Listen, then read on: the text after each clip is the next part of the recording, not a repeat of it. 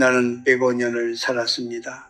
그 세월 동안 수많은 사람을 만났고 수많은 사람과 헤어졌습니다. 전쟁을 겪었고 가난을 겪었고 이 나라가 폐허에서 일어서는 것을 두 눈으로 지켜보았습니다. 그리고 지금 이 나이에 이르러 내가 가장 확실하게 말할 수 있는 것이 하나 있습니다. 우리는 평생 동안 잘못된 것을 쌓아왔다는 것입니다. 우리는 인맥을 넓히려 했습니다. 더 많은 사람과 연결되려 했고 더 많은 자리에 불려가려 했으며 더 많은 이름을 기억하고 더 많은 이름에 기억되려 했습니다. 명함을 교환하고 모임에 나가고 연락처를 늘려가며 우리는 그것이 풍요로운 삶의 증거라고 믿었습니다. 외롭지 않은 노년을 위한 준비라고 생각했습니다. 하지만 당신에게 솔직하게 말씀드려야겠습니다. 그 모든 노력이 결국 당신을 지켜주지 않습니다. 내가 70대에 처음 큰 병을 앓았을 때 병실을 찾아온 사람이 몇이나 되었는지 기억합니다. 처음 며칠은 사람들이 왔습니다. 꽃을 들고 과일을 들고 걱정스러운 표정을 지으며 왔습니다. 그런데 2주가 지나자 3주가 지나자 병실은 조용해졌습니다. 사람들은 각자의 삶으로 돌아갔습니다. 그것이 나쁜 일이 아닙니다. 그것이 삶의 실제 모습입니다.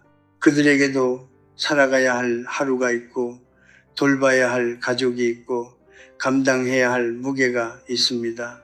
나는 그때 깨달았습니다. 내가 넓혀온 그 관계들은 따뜻한 날씨를 함께 즐기는 관계였지 폭풍 속에서 함께 서 있는 관계가 아니었다는 것을. 인간은 본래 자기 자신을 중심으로 살아갑니다. 이것은 비난이 아닙니다. 나 역시 그렇게 살아왔고 당신도 그렇게 살고 있으며 우리의 자녀들도 그렇게 살아갈 것입니다. 사람은 감사함보다는 이익으로 움직이고 의리보다는 상황에 따라 가까워지고 멀어집니다. 이것을 인정하는 것이 냉소가 아닙니다. 이것을 인정해야만 비로소 진짜로 소중한 사람이 누구인지 보이기 시작합니다. 당신이 50대라면 60대라면 혹은 이미 70대를 넘었다면 지금 이 말에 귀를 기울여 주십시오. 인생의 후반으로 갈수록 관계의 숫자는 줄어듭니다. 그것은 실패가 아닙니다. 그것은 정제증지입니다. 불순물이 빠져나가고 순수한 것만 남는 과정입니다. 문제는 그 정제의 과정을 두려워하며 자꾸만 숫자를 채우려 한다는 것입니다. 비어가는 자리가 불안해서 떠나가는 사람들이 서러워서 우리는 또다시 새로운 관계를 향해 손을 뻗습니다. 그러나 105년을 살아온 내가 말합니다. 그 손을 거두십시오. 바깥을 향해 뻗던 그 손을 이제는 안으로 돌려야 할 시간입니다. 더 많은 사람을 곁에 두는 것이 답이 아닙니다.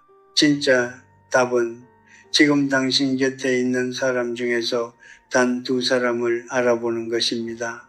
그 2사람을 알아보고 그 2사람을 잃지 않는 것, 그것이 인생의 후반을 평온하게 만드는 내가 아는 가장 깊은 지혜입니다. 오늘 나는 그 2사람이 어떤 사람인지 어떻게 알아볼 수 있는지 그리고 우리가 어떻게 그들을 곁에 지킬 수 있는지에 대해 이야기하려 합니다. 서두르지 않겠습니다. 105년을 살아온 사람이 하는 이야기이니 천천히 들어주십시오. 내 나이 43, 나는 한 사람을 만났습니다. 같은 대학에서 철학을 가르치던 동료 교수였습니다. 그는 나보다 5살이 많았고 말이 많지 않았으며 웃을 때는 눈이 먼저 웃는 사람이었습니다. 우리는 처음 만난 날부터 무언가 통하는 것이 있었습니다. 굳이 설명하지 않아도 되는 편안함, 침묵이 어색하지 않은 사이, 밥 한 끼를 먹어도 2시간이 훌쩍 지나가는 그런 관계였습니다. 나는 그를 평생의 친구라고 생각했습니다. 아니, 확신했습니다. 우리는 40년을 함께 했습니다.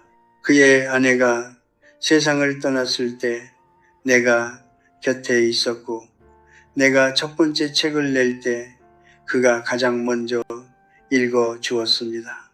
함께 술을 마셨고, 함께 걸었고, 함께 늙어갔습니다. 나는 그가 내 인생의 마지막까지 함께할 사람이라고 의심하지 않았습니다. 그런 의심 자체가 그에 대한 신뢰라고 생각했을 정도였습니다.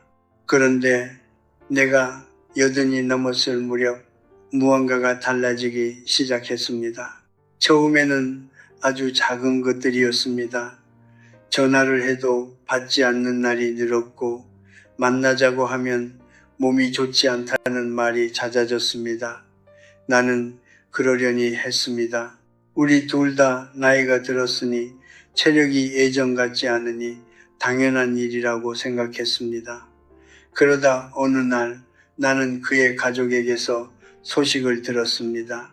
그가 다른 오랜 지인들과는 여전히 자주 만나고 있다는 것을, 다만 나와의 만남을 스스로 줄이고 있다는 것을. 나는 그날 밤 오래 생각했습니다.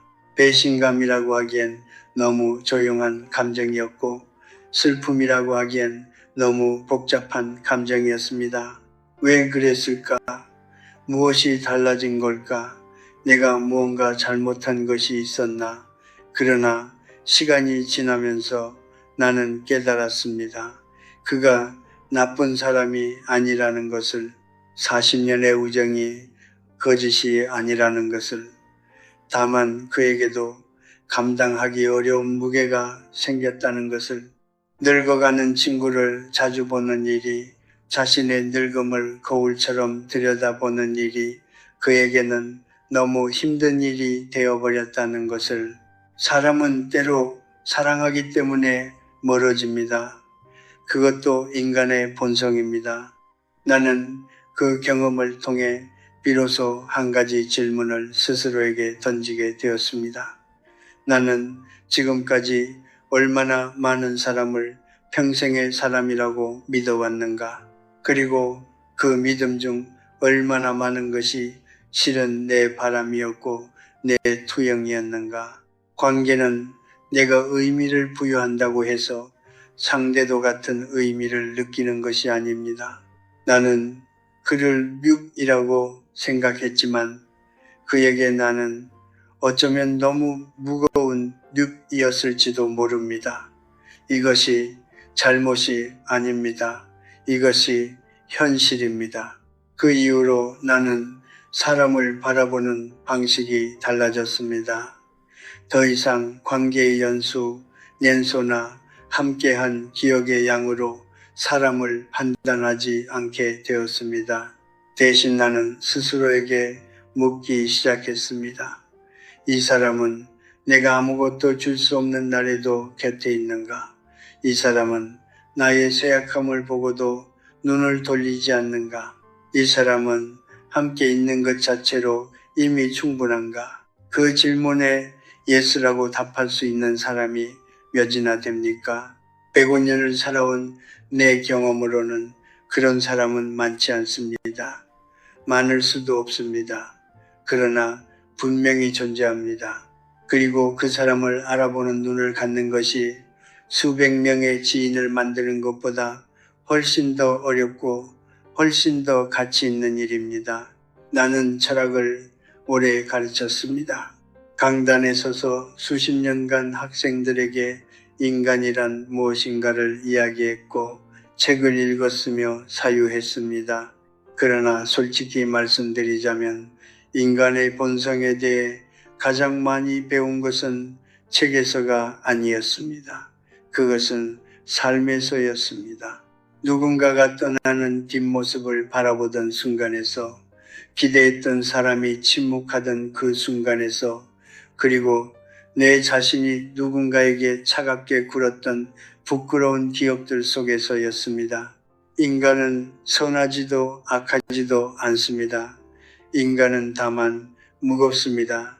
저마다 감당해야 할 삶의 무게가 있고, 저마다 두려워하는 것이 있으며, 저마다 지키고 싶은 것이 있습니다. 사람이 누군가에게서 멀어질 때 그것은 대부분 그 사람을 미워해서가 아닙니다. 자신의 무게를 버텨내기 위해 더 이상 타인의 무게까지 짊어질 여력이 없어서입니다. 이것을 이기심이라고 부를 수도 있습니다. 그러나 나는 그것을 생존이라고 부릅니다. 심리학자들의 연구에 따르면 인간이 진정으로 유지할 수 있는 깊은 관계의 수는 5을 넘지 않는다고 합니다. 나머지는 모두 사회적 관계, 즉 상황과 역할에 따라 유지되는 관계입니다. 우리가 수백 명의 연락처를 가지고 있어도 새벽 2시에 전화를 걸 수 있는 사람은 손에 꼽힌다는 것입니다. 이것은 슬픈 일이 아닙니다. 이것은 인간의 구조입니다. 그렇다면 왜 우리는 이 사실을 알면서도 계속 상처를 받는 것일까요? 그것은 우리가 관계에 기대를 심어두기 때문입니다. 상대가 동의하지 않은 기대를, 상대가 알지도 못하는 기대를 우리 혼자 조용히 심어두고 그것이 자라기를 기다립니다. 그리고 그 기대가 충족되지 않을 때 우리는 배신당했다고 느낍니다. 그러나 진실을 말씀드리자면 상대는 우리를 배신한 것이 아닙니다. 상대는 그저 자신의 삶을 살았을 뿐입니다. 배신은 상대가 한 것이 아니라 우리 스스로 만들어둔 기대가 무너진 것입니다. 나는 젊었을 때 이것을 몰랐습니다. 30살에 나는 좋은 사람이 되면 좋은 사람이 곁에 남는다고 믿었습니다. 성실하게 살면, 진심으로 대하면, 먼저 베풀면 그 마음이 언젠가는 돌아온다고 믿었습니다. 그 믿음이 완전히 틀린 것은 아닙니다. 그러나 그것이 전부도 아닙니다. 사람은 감사함으로 움직이기도 하지만 그보다 훨씬 더 강하게 두려움과 이익으로 움직입니다. 누군가 내 곁에 머무는 것은 내가 그만큼 훌륭해서가 아니라 그 사람에게 내가 곁에 있는 것이 없는 것보다 낫기 때문인 경우가 많습니다. 이것을 알게 되었을 때 나는 처음에 씁쓸했습니다. 그러나 시간이 지나면서 나는 이 사실이 오히려 나를 자유롭게 한다는 것을 깨달았습니다. 인간의 본성을 있는 그대로 바라보면 더 이상 누군가에게 실망할 이유가 없어집니다. 실망은 기대에서 옵니다. 그리고 잘못된 기대는 잘못된 이해에서 옵니다. 인간이 본래 이렇다는 것을 알면 누군가 내 곁에 머물러 주는 것이 당연한 일이 아니라 특별한 일이 됩니다. 그리고 그 특별함을 제대로 알아볼 수 있게 됩니다. 여기서 나는 한 가지를 분명히 말씀드리고 싶습니다. 인간이 이기적이라고 해서 진심이 없다는 뜻이 아닙니다. 사람이 두려움으로 움직인다고 해서 사랑이 존재하지 않는다는 뜻이 아닙니다. 오히려 그 이기적인 본성 속에서도 누군가를 위해 자신을 내어주는 사람이 있습니다. 계산 없이 머물러주는 사람이 있습니다. 아무런 이득이 없어도 전화를 걸어오는 사람이 있습니다. 그런 사람이 드물기 때문에 그런 사람이 더욱 빛나는 것입니다. 인간의 본성을 이해한다는 것은 모든 사람을 의심하라는 뜻이 아닙니다. 그것은 예외적인 사람을 알아볼 눈을 갖추라는 뜻입니다. 수많은 관계 속에서 본성을 거스르면서까지 내 곁에 남아있는 그 사람을 놓치지 말라는 뜻입니다. 그 사람이야말로 내가 오늘 여러분께 이야기하려는 두 사람 중 한 명입니다. 사람은 누구나 이해받고 싶어 합니다. 그것은 인간이 가진 가장 오래된 갈망 중 하나입니다. 어린 시절부터 우리는 누군가에게 알려주고 싶었습니다. 내가 왜 슬픈지, 내가 무엇을 두려워하는지, 내가 어떤 사람인지를 말하지 않아도 알아주는 사람을 원했습니다. 그러나 나이가 들수록 우리는 그 갈망을 조용히 접어둡니다. 어차피 완전히 이해받는 것은 불가능하다고, 그런 사람은 존재하지 않는다고 스스로를 설득하면서 말입니다. 나는 그 체념에 동의하지 않습니다.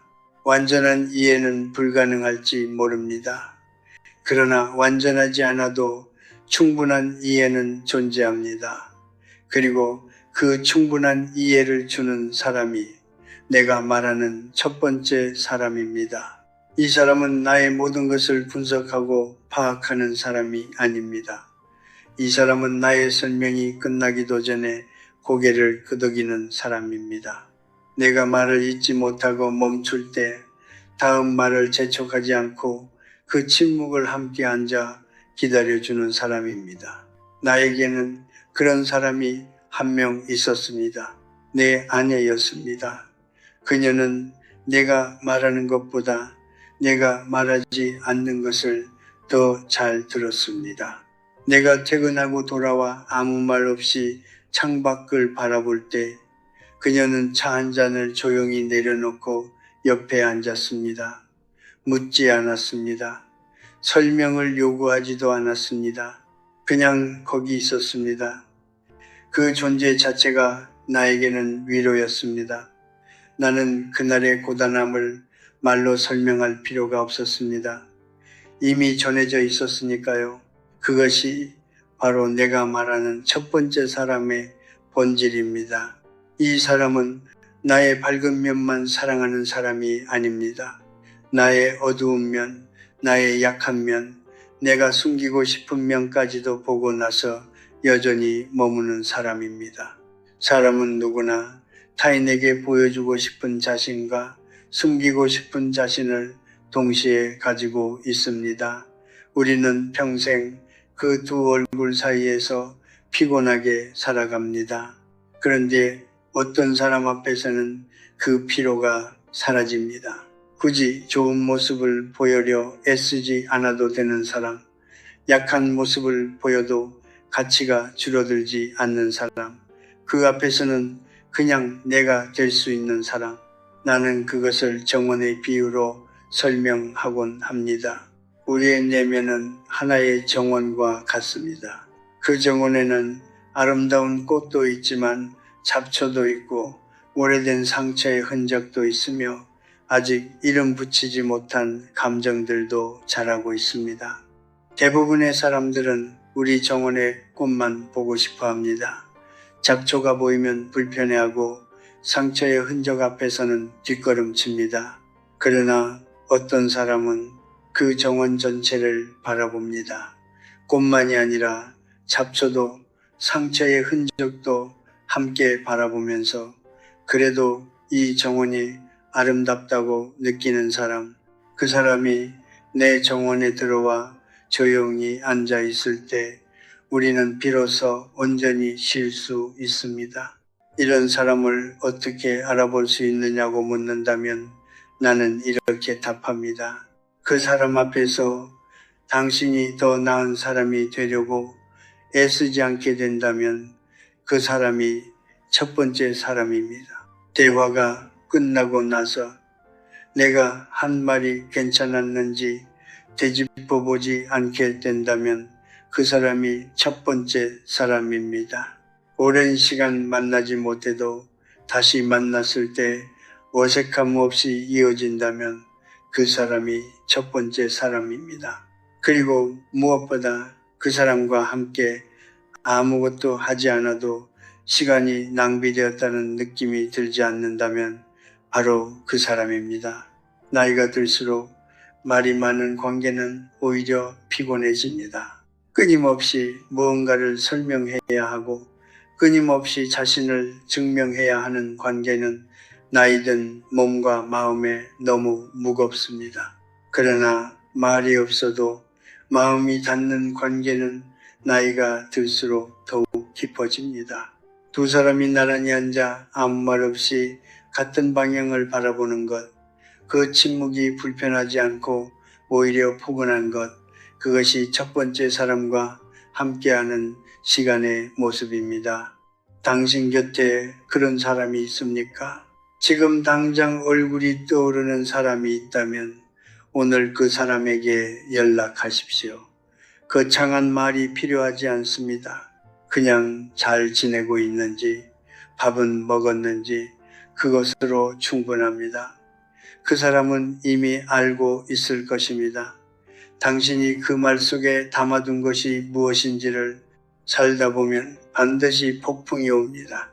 젊었을 때의 폭풍은 대개 눈에 보입니다. 실직, 이별, 사업의 실패, 가족 간의 갈등, 그것들은 분명한 형태를 가지고 있어서 맞서 싸울 수 있습니다. 그러나 나이가 들수록 폭풍은 다른 모습으로 옵니다. 몸이 예전 같지 않다는 것을 서서히 깨닫는 새벽, 오랫동안 연락이 없던 자녀에게서 전화가 오지 않는 저녁, 거울 속 자신의 얼굴이 낯설어지는 순간, 이 폭풍들은 소리가 없습니다. 그러나 그 무게는 젊은 날의 어떤 폭풍보다도 무겁습니다. 그 폭풍 속에서 나는 늘 한 가지를 생각했습니다. 지금 이 순간 내 곁에 있는 사람은 과연 여기 있을 이유가 있어서 있는 것인가? 아니면 이유가 없어도 있는 것인가? 두 번째 사람은 바로 후자입니다. 이유가 없어도 있는 사람, 조건이 사라져도 떠나지 않는 사람, 내가 건강하고 능력이 있고 무언가를 줄 수 있을 때만 곁에 있는 것이 아니라 내가 아무것도 아니게 되었을 때도 여전히 옆자리에 앉아 있는 사람, 나는 그런 사람을 방파제에 비유합니다. 방파제는 아름답지 않습니다. 웅장하지도 않고 화려하지도 않습니다. 그러나 폭풍이 몰아칠 때 항구 안의 배들이 안전한 것은 바로 그 방파제 때문입니다. 방파제는 파도를 막으면서도 자랑하지 않습니다. 폭풍이 지나간 뒤에도 조용히 제자리에 서 있을 뿐입니다. 두 번째 사람이 바로 그런 존재입니다. 당신의 고통을 해결해 주는 사람이 아니라 당신이 고통받는 동안 사라지지 않는 사람, 당신의 문제에 답을 주는 사람이 아니라 답이 없어도 함께 그 자리에 앉아 있는 사람. 나는 86살에 큰 수술을 받았습니다. 수술 후 회복하는 시간이 길었고 몸은 말을 듣지 않았으며 마음은 더욱 그러했습니다. 그 시간 동안 많은 사람들이 문병을 왔다가 떠났습니다. 꽃을 두고 갔고 위로의 말을 남겼으며 빨리 쾌차하기를 바란다고 했습니다. 나는 그 마음들이 모두 진심이었다고 믿습니다. 그러나 그들이 돌아간 뒤의 병실은 여전히 고요하고 차가웠습니다. 그런데 한 사람이 있었습니다. 제자 중 한 명이었습니다. 그는 특별히 할 말이 있어서 온 것이 아니었습니다. 위로의 문구를 준비해 온 것도 아니었습니다. 그는 그냥 왔습니다. 매일은 아니었지만 일주일에 두세 번 병실 문을 열고 들어와 의자를 끌어당겨 앉은 뒤 말했습니다. 교수님, 저 왔습니다. 그것이 전부였습니다. 우리는 때로 이야기를 나눴고 때로는 그냥 각자 창밖을 바라봤습니다. 그가 돌아갈 때는 언제나 이렇게 말했습니다. 다음에 또 오겠습니다. 그리고 실제로 왔습니다. 나는 그때 두 번째 사람이 무엇인지를 온몸으로 배웠습니다. 두 번째 사람은 나를 구해주는 사람이 아닙니다. 나와 함께 그 시간을 통과해주는 사람입니다. 그 차이는 작아 보이지만 실제로는 하늘과 땅만큼 다릅니다. 구해주려는 사람은 내가 구해질 수 없을 때 무력감을 느끼고 멀어집니다. 그러나 함께 통과해주는 사람은 끝이 보이지 않아도 자리를 지킵니다. 여기서 한 가지 오해를 바로잡고 싶습니다. 조건 없는 동반자가 항상 나에게 동의하는 사람이라고 생각하는 분들이 있습니다. 그렇지 않습니다. 두 번째 사람은 때로 나에게 쓴소리를 합니다. 내가 잘못된 방향으로 가고 있을 때 조용하지만 분명하게 말합니다. 때로는 의견이 달라 언쟁이 되기도 합니다. 그러나 그 언쟁이 끝난 뒤에도 그 사람은 떠나지 않습니다. 그것이 핵심입니다. 갈등이 없는 관계가 좋은 관계가 아닙니다.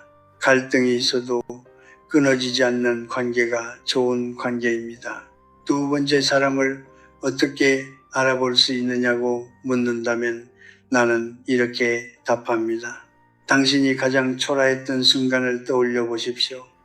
돈이 없었던 때, 건강이 무너졌던 때, 자존심이 바닥을 쳤던 때, 그 시간 속에서도 연락을 해온 사람이 있었습니까? 도움이 되지 않아도 그냥 옆에 있었던 사람이 있었습니까? 아무런 이득도 없는 상황에서 당신의 이름을 기억하고 있던 사람이 있었습니까? 그 사람이 두 번째 사람입니다. 나이가 들면 이런 사람이 더욱 귀해집니다. 체력이 떨어지고 사회적 역할이 줄어들고 줄 수 있는 것이 적어질수록 사람들은 자연스럽게 멀어집니다. 그것은 앞서 말했듯 인간의 본성입니다. 그러나 그 흐름을 거슬러 여전히 곁에 있는 사람, 그 사람은 단순한 친구가 아닙니다. 그 사람은 내 인생의 후반을 함께 걸어가는 동반자입니다. 그리고 그런 동반자가 한 명이라도 있다면 노년은 결코 쓸쓸하지 않습니다. 폭풍은 반드시 옵니다. 그러나 방파제가 있는 항구의 배는 가라앉지 않습니다. 이론은 충분히 이야기했습니다. 이제는 실제로 어떻게 해야 하는지를 말씀드릴 차례입니다. 나는 철학자이지만 철학이 삶의 현장에서 쓸모없다면 그것은 그저 공허한 말에 불과하다고 생각합니다. 105년을 살면서 내가 배운 것은 좋은 관계는 저절로 유지되지 않는다는 것입니다. 그것은 의도적인 주의와 작은 실천들로 이루어집니다. 오늘은 그 실천에 대해 이야기하겠습니다. 먼저 두 사람을 알아보는 세 가지 징표에 대해 말씀드립니다. 첫 번째 징표는 당신이 그 사람 앞에서 피곤함을 느끼지 않는다는 것입니다. 관계에는 에너지를 주는 관계와 에너지를 빼앗는 관계가 있습니다. 만나고 나면 왠지 기운이 빠지고 내가 한 말을 되짚어보게 되고 다음 만남이 부담스럽게 느껴지는 관계가 있습니다. 반면에 만나고 나면 마음이 가벼워지고 아무 말을 하지 않았어도 무언가 채워진 느낌이 드는 관계가 있습니다. 그 차이를 느끼는데 오랜 시간이 필요하지 않습니다. 몸이 먼저 압니다. 그 사람을 만나러 가는 길이 가벼운지 무거운지를 느껴보십시오. 가벼운 발걸음이 향하는 곳에 그 두 사람이 있습니다. 두 번째 징표는 당신의 나쁜 소식을 들었을 때 그 사람이 어떻게 반응하는가입니다. 좋은 소식을 함께 기뻐하는 사람은 많습니다. 그러나 나쁜 소식을 들었을 때 그 자리를 지키는 사람은 드뭅니다. 내가 병에 걸렸다고 했을 때, 사업이 실패했다고 했을 때, 가족 간의 갈등이 생겼다고 했을 때 그 사람이 어떻게 했는지를 기억해 보십시오. 조언을 앞세우지 않고 먼저 들어주었습니까? 해결책을 제시하기 전에 먼저 당신의 감정을 인정해 주었습니까? 그 무거운 소식을 듣고도 다음에 다시 연락을 해왔습니까? 나쁜 소식 앞에서의 반응이 그 사람의 진짜 모습을 보여줍니다. 세 번째 징표는 시간이 지나도 관계의 온도가 크게 변하지 않는다는 것입니다. 한동안 연락이 없었다가 다시 만났을 때 마치 어제 헤어진 것처럼 자연스럽게 이어지는 관계가 있습니다. 그런가 하면 자주 만나도 어딘가 어색하고 표면적인 관계가 있습니다. 진정한 관계는 만남의 빈도가 아니라 만남의 깊이로 유지됩니다. 오랜 공백 뒤에도 처음 몇 마디 안에 마음의 거리가 좁혀지는 사람, 그 사람이 두 번째 사람의 후보입니다. 이제 두 사람을 잃지 않기 위한 세 가지 실천에 대해 말씀드립니다. 첫 번째 실천은 먼저 연락하는 것입니다. 이것이 단순하게 들릴 수 있지만 많은 사람들이 이 단순한 것을 하지 못합니다. 내가 먼저 연락하면 상대가 부담을 느낄 것 같아서, 바쁠 것 같아서, 혹은 지금 연락하는 것이 어색하게 느껴져서 그 망설임이 쌓이면 관계는 서서히 식어갑니다. 좋은 관계를 잃는 것은 대부분 큰 사건 때문이 아닙니다. 먼저 연락하지 않은 날들이 쌓여서입니다. 거창한 말이 필요하지 않습니다. 오늘 날씨가 좋다는 말 한마디, 밥은 먹었냐는 짧은 문자 하나, 그것으로 충분합니다. 관계는 거창한 순간들로 유지되는 것이 아니라 작고 사소한 연결들로 유지됩니다. 두 번째 실천은 그 사람이 힘들 때 아무것도 하지 않아도 되는 용기를 갖는 것입니다. 우리는 누군가 힘들어할 때 무언가를 해주어야 한다는 압박을 느낍니다. 조언을 해야 하고 해결책을 찾아주어야 하고 위로의 말을 건네야 한다고 생각합니다. 그러나 때로 가장 필요한 것은 아무것도 하지 않고 그냥 거기 있어 주는 것입니다. 말없이 옆에 앉아 있는 것, 함께 차를 마시는 것, 그 사람이 울 때 등을 가만히 두드려 주는 것, 그것이 때로는 어떤 말보다 깊은 위로가 됩니다. 두 번째 사람에게 당신도 그런 존재가 되어야 합니다. 관계는 쌍방향입니다. 내가 받고 싶은 것을 먼저 줄 수 있어야 합니다.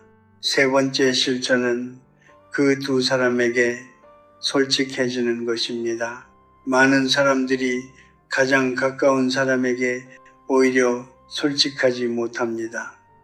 걱정을 끼칠까봐, 약해 보일까봐, 관계가 불편해질까봐 속마음을 숨깁니다. 그러나 솔직함 없이는 깊어질 수 없습니다.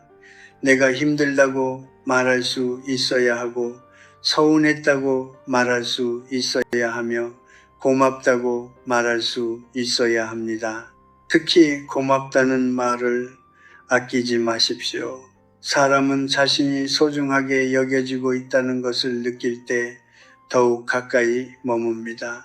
그리고 그 말은 상대가 당신 곁에 있기로 선택하는 이유 중 하나가 됩니다.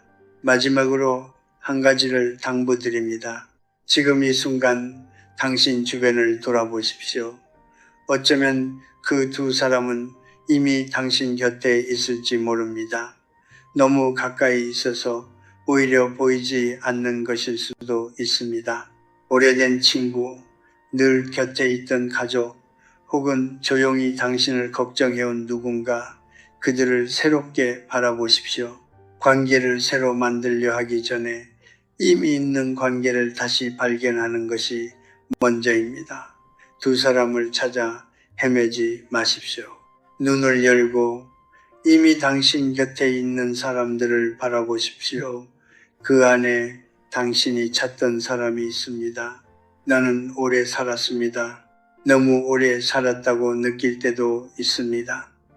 사랑하는 사람들이 먼저 떠나는 것을 지켜보는 일은 몇 번을 겪어도 익숙해지지 않습니다. 아내가 떠났고 오랜 친구들이 떠났으며 함께 이 나라의 아픈 시절을 버텨온 동료들도 하나둘 세상을 떠났습니다. 나는 그 빈자리들을 안고 살아왔습니다. 그리고 그 빈자리들이 오히려 나에게 가장 중요한 것을 가르쳐 주었습니다. 잃어본 사람만이 진짜로 소중한 것을 압니다. 젊었을 때 나는 많은 것을 원했습니다. 인정받고 싶었고 성공하고 싶었으며 많은 사람에게 사랑받고 싶었습니다. 강단에 서면 수백 명의 학생들이 내 말에 귀를 기울였고 책을 쓰면 독자들이 편지를 보내왔으며 내 이름을 아는 사람들이 점점 늘어갔습니다. 그것이 충만한 삶이라고 생각했습니다. 그러나 지금 돌이켜보면 그 시절 내가 가장 행복했던 순간은 강단 위에서가 아니었습니다. 아내와 함께 저녁을 먹던 조용한 식탁, 오랜 친구와 아무 목적 없이 걷던 골목길, 제자가 아무 말 없이 곁에 앉아있던 병실의 오후, 그런 순간들이었습니다. 행복은 크기가 아니라 깊이에 있었습니다. 넓이가 아니라 진실함에 있었습니다. 그리고 그 진실함은 언제나 단 한두 사람과의 관계 속에 담겨 있었습니다. 나는 이제 그것을 압니다. 100년이 넘는 시간이 걸렸지만 이제는 확실히 압니다. 인생의 후반을 두려워하는 분들께 말씀드리고 싶습니다. 노년은 잃어가는 시간이 아닙니다. 노년은 정제되는 시간입니다. 불필요한 것들이 자연스럽게 거쳐가고 진짜 중요한 것만 남는 시간입니다. 그 과정이 때로는 외롭고 때로는 두렵습니다. 나는 그 감정을 외면하라고 말하지 않겠습니다. 외로움은 외면한다고 사라지지 않습니다. 두려움은 억누른다고 없어지지 않습니다. 그것들을 있는 그대로 인정하고 그 안에서도 여전히 살아가는 것, 그것이 품위 있는 노년의 시작입니다. 그리고 그 외로움과 두려움 속에서 단 두 사람이 있다면 충분합니다. 나를 있는 그대로 아는 한 사람, 그리고 이유 없이 곁에 머물러주는 한 사람, 이 두 사람이 있다면 인생의 가장 긴 밤도 견딜 수 있습니다. 이 두 사람이 있다면 세상이 나를 잊어가도 괜찮습니다. 이 두 사람이 있다면 홀로 맞이하는 새벽도 완전한 공허가 되지 않습니다. 나는 평생 수많은 철학자들의 말을 읽고 가르쳐 왔습니다. 아리스토텔레스는 진정한 우정은 상대의 선함을 위해 상대를 사랑하는 것이라고 했습니다. 공자는 벗이 있어 멀리서 찾아온다면 또한 즐겁지 아니한가 라고 했습니다. 그 말들이 틀리지 않습니다. 그러나 105년을 살아온 내가 그 말들에 한마디를 더하자면 이렇습니다. 진정한 우정은 멀리서 찾아오는 법만이 아니라 아무데도 가지 않고 그냥 거기 있어주는 사람 속에서도 찾을 수 있습니다. 화려하지 않아도 자주 보지 않아도 그냥 이 세상 어딘가에 나를 아는 사람이 있다는 것, 그것만으로도 삶은 충분히 따뜻합니다. 자유에 대해서도 말씀드리고 싶습니다. 많은 사람들이 자유를 혼자 있는 것이라고 생각합니다. 아무에게도 얽매이지 않고 아무것도 책임지지 않는 것이 자유라고 생각합니다. 그러나 내가 살면서 경험한 진정한 자유는 달랐습니다. 진정한 자유는 두 사람 앞에서 아무것도 숨기지 않아도 되는 상태였습니다. 가면을 쓰지 않아도 되는 것, 강한 척하지 않아도 되는 것, 있는 그대로의 내가 충분하다는 것을 느끼는 것, 그것이 내가 아는 가장 깊은 자유였습니다. 그리고 그 자유는 혼자서는 결코 얻을 수 없었습니다. 반드시 그것을 허락해주는 사람이 있어야 가능한 자유였습니다. 이제 나는 이 긴 이야기를 마무리하려 합니다. 오늘 이 자리에서 내가 드리고 싶었던 말은 단 하나입니다. 더 많은 사람을 곁에 두려 애쓰지 마십시오. 대신 이미 당신 곁에 있는 사람들을 더 깊이 바라보십시오. 그 안에서 두 사람을 찾으십시오. 그 두 사람을 알아보고 그 두 사람에게 먼저 다가가십시오. 그리고 그 두 사람을 소중히 여기십시오. 거창하지 않아도 됩니다. 조용하고 꾸준하게 작은 연결을 이어가는 것으로 충분합니다. 당신이 70대라면 아직 늦지 않았습니다. 당신이 80대라면 여전히 충분한 시간이 있습니다. 당신이 그보다 더 젊다면 지금부터 시작하면 됩니다. 인생의 어느 지점에서 이 이야기를 듣고 있든 지금 이 순간이 가장 이른 때입니다. 밤하늘을 생각해 보십시오. 별이 수천 개 있어도 우리가 기억하는 별은 몇 개 되지 않습니다. 북극성 하나가 방향을 알려주고 초승달 하나가 길을 밝혀줍니다. 관계도 그렇습니다. 수백 개의 관계보다 단 2개의 별이 당신의 밤을 밝혀줄 수 있습니다. 그 두 별을 잃지 마십시오. 그 두 별 곁에 당신도 별이 되어 주십시오. 삶은 요란한 축제가 아닙니다. 삶은 조용한 이어짐입니다. 그 이어짐 속에서 당신이 평온하고 따뜻하기를 바랍니다. 105년을 살아온 한 노인이 진심으로 그것을 바랍니다.